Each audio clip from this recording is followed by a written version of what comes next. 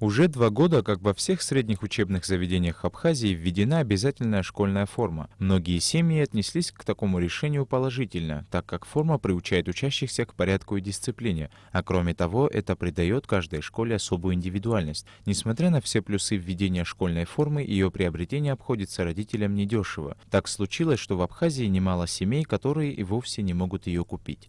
Программа Министерства образования и науки по обеспечению формы учащихся направлена на поддержку таких семей. В прошлом году ведомством было закуплено более 500 комплектов школьной формы, а в этом году количество закупленной одежды увеличилось В вдвое. этом году бюджетом Министерства образования и науки Республики было предусмотрено приобретение школьной формы для малоимущих семей, для более социально незащищенных слоев населения.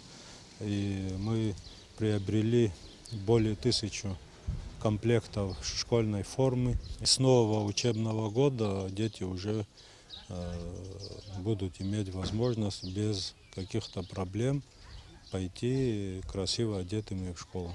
Представителями районных отделов образования были заранее составлены списки учеников, нуждающихся в школьной форме, и были собраны данные об их размерах. По этим утвержденным спискам и были розданы все комплекты одежды. Подобная помощь – очень хорошее подспорье для малоимущих и многодетных семей. Согласно поданному списку, 104 комплекта форм мальчиков, девочек сегодня нам были выданы.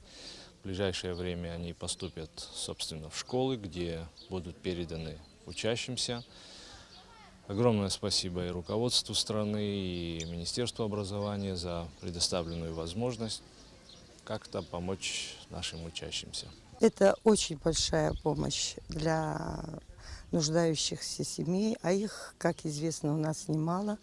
В прошлом году выделили 50 форм, в этом году по нашим заявкам, просьбе нашей, выделили 80 форм. Формы очень хорошего качества, дети носят с удовольствием, и это очень большая помощь для родителей, безусловно. Министерство образования и науки и в дальнейшем будет оказывать поддержку в приобретении школьной формы детям из социально уязвимых семей со всех районов Абхазии. Саид Жарсаля, Степан Мартиросян, Абхазское телевидение.